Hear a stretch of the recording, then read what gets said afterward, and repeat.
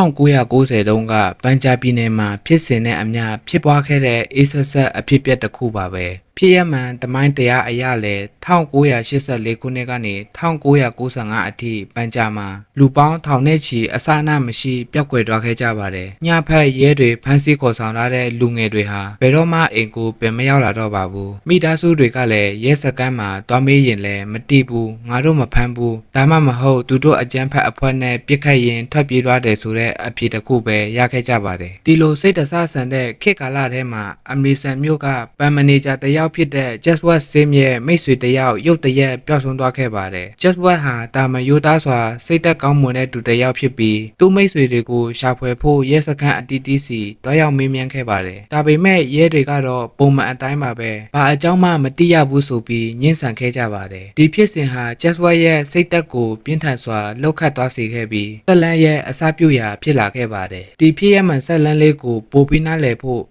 1984ခုနှစ်စီကိုခဏလောက်တွားကြည့်ကြရအောင်အိန္ဒိယအစိုးရရဲ့ Operation Blue Star စစ်စင်ရေးနဲ့ဝင်ကြီးချုပ်အိန္ဒိယကနေလှုပ်ကြံခံရပြီးနောက်ပန်ဂျာပြည်နယ်မှာပရိပခတွေအချိန်တော်တော်လေးမြင့်တက်လာခဲ့ပါတယ်အစိုးရကအကြမ်းဖက်နိုင်နေရေးဆိုတဲ့အမိကိုတက်ပြီးရဲတပ်ဖွဲ့တွေကိုလှုပ်ပိုင်ခွင့်အကန့်အသတ်မရှိပေးခဲ့ပါတယ်ရဲတွေဟာမတင်ကာသူမန္တမြကိုဖမ်းဆီးခဲ့ကြပြီးအမှန်တရားအတွက်ပါတာဝန်ယူမှုမှမရှိခဲ့ကြပါဘူး Jaswat Sim ဟာတာမန်ပန်မန်နေဂျာဝန်ထမ်းဘဝကနေတူမိတ်ဆွေနဲ့တကွပျောက်ဆုံးသွားတဲ့သူကိုရှာဖွေဖို့ဆုံးဖြတ်လိုက်ပါတယ်သူရဲစခန်းတွေကိုတွားရောက်စုံစမ်းလေလေစိတ်တော့ကရောက်နေကြတဲ့မိသားစုပေါင်းများစွာကိုတွေ့ရလေလေပါပဲတိုင်ကြားစာရေးထားတဲ့လူတိုင်းရဲ့ဓာတ်တွေခင်ပွန်းတွေဟာညဖက်ကြီးအကြောင်းမဲ့ဖမ်းဆီးခံရပြီးပျောက်ဆုံးနေတာဖြစ်ပါတယ် Jaswat ဟာရဲစခန်းအတီးတီးမှာရှိတဲ့မှတ်တမ်းတွေကိုလိုက်လံကြည့်ရှုရင်းထိတ်လန့်စရာအမှန်တရားတစ်ခုကိုတီးလိုက်ရပါတယ်အဲ့ဒါကတော့ဖမ်းဆီးခံရတဲ့သူအများစုဟာအကြမ်းဖက်ဆွဆွဲချက်တွေနဲ့ဖမ်းဆီးခံရပြီး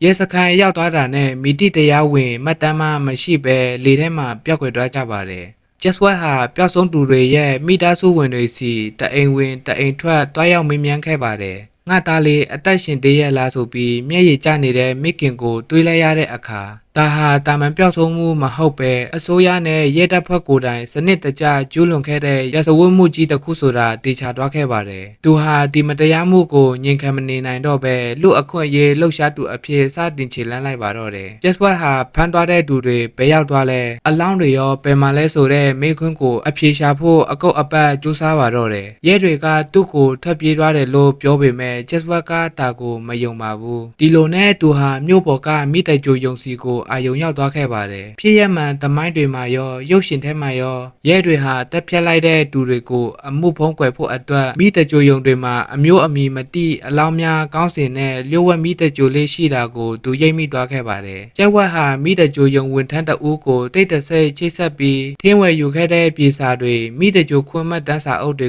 ကိုကူးယူဖို့ကြိုးစားခဲ့ပါတယ်ရဲတွေတတိထားမိသွားရင်အသက်အန္တရာယ်ရှိနိုင်တဲ့အထိရင်ဖိုစရာစုံစမ်းစစ်ဆေးမှုတွေကို Jaswat နဲ့သူ၏အဖွဲ့ဝင်ဟာညနက်တခေါင်ရံမှာတိတ်တဆိတ်လှုပ်ဆောင်ခဲ့ကြပါတယ်တာရွက်စာစီမှတ်တမ်းတကြောင်းစီကိုကူးယူရင်းအမှန်တရားစီကိုတဖြည်းဖြည်းနီးကပ်လာခဲ့ပါတယ်မိတကြိုယုံမှတ်တမ်းအပြည့်အစုံကိုရရှိလိုက်တဲ့အချိန်မှာတော့Jaswatဟာသူ့ရဲ့အဖွဲ့ဝင်တွေကိုပါလုံလောက်ခြောက်ခြားသွားစေခဲ့ပါတယ်ပြည့်ရမှန်အချက်အလက်များအရာအစမင်ခရိုင်တစ်ခုထဲမှာတင်အစိုးရနဲ့ရဲတပ်ဖွဲ့ကအမျိုးအမည်မတိအလောင်းများဆိုပြီးလျှို့ဝှက်မိတကြိုခဲ့တဲ့စရင်ဟာ2500ကျော်ထိရှိခဲ့တာပါဒါဟာခရိုင်တစ်ခုရဲ့စရင်ပဲရှိပါသေးတယ်ပန်ဂျာပြည်နယ်တစ်ခုလုံးဆိုရင်တောင်းနဲ့ချီရှိနိုင်ပါတယ်Jaswat ဟာဒီမိတကြိုယုံမှတ်တမ်းတွေကိုပျောက်ဆုံးသူမိသားစုရဲ့အချက်အလက်တွေနဲ့တိုက်ဆိုင်စစ်ဆေးခဲ့ပါတယ်ရလကတော့ဝမ်းနဲ့ဖွယ်ရပါပဲပျောက်ဆုံးနေတဲ့ဆိုတဲ့ရွာထဲကလူငယ်တွေခင်ပွန်းတွေဟာဒီမိတကြိုဆက်ယုံမှာပဲအမျိုးအမည်မတိအလောင်းအဖြစ်ပြာကျသွားခဲ့ရတာပဲ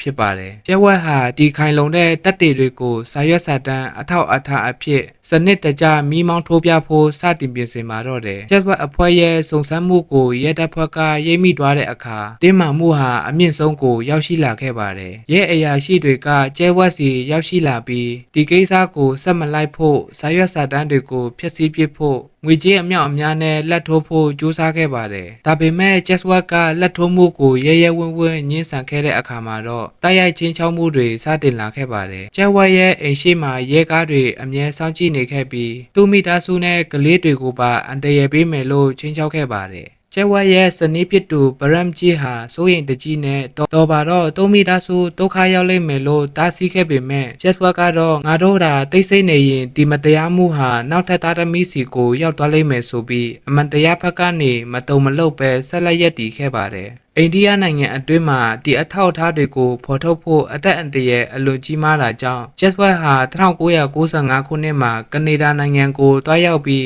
International Human Rights အဖွဲ့အစည်းရှေ့မှာဒီအမှန်တရားကိုချပြဖို့ဆုံးဖြတ်ခဲ့ပါတယ်။ကနေဒါရောက်တဲ့ချိန်မှာ Jeswat ဟာပန်ဂျာမှာဖြစ်ပျက်ခဲ့တဲ့လျှို့ဝှက်ချက်တွေကိုစာရွက်စာတမ်းတက်တဲ့အထောက်အထားအပြည့်အစုံနဲ့ကပါတိအောင်ပေါ်ထုတ်ပြောကြားခဲ့ပါတယ်။ဒီနေရာမှာပဲသူဟာတမိုင်းဝင်စကားတခွန်းကိုပြောကြားခဲ့ပါတယ်။စကြဝဠာတစ်ခုလုံးမှာနေအောင်ချီမရှိပဲအမောင်ထုပဲလွှမ်းမိုးနေချိန်မှာတကူစီမီခွက်လေးတစ်ခုကအမောင်ထုကိုတိုက်ခိုက်ဖို့ထွက်လာခဲ့ပါတယ်။ငါဟာအဲ့ဒီစီမီခွက်လေးပါပဲလို့ဟောပြောခဲ့ပါတယ်။ကနေဒါမှာရှိတဲ့မိတ်ဆွေတွေကသူ့ကိုအိန္ဒိယပြန်မသွားဖို့တားဆီးခဲ့ပေမဲ့ Jeswat ကတော့မိမိတာဝန်အတွက်အိန္ဒိယကိုပြန်လာခဲ့ပါတယ်။အိန္ဒိယကိုပြန်ရောက်ပြီးမကြာမီ1995ခုနှစ်စက်တင်ဘာလ6ရက်နေ့မြက်ခင်းစိမ်းပေါ်မှာ Jeswat တယောက်အပင်ကိုရေလောင်းနေစဉ်ရဲကားတွေအိမ်ရှိကိုဆိုက်ရောက်လာခဲ့ပြီးရဲတွေဟာ Jeswat စင်းကိုသူ့အိမ်ရှိမှတင်ပဲအတင်းအဓမ္မဖမ်းဆီးခေါ်ဆောင်သွားခဲ့ကြပါတယ်။ပြည့်ရမှန်တမိုင်းနဲ့ရုပ်ရှင်မှာ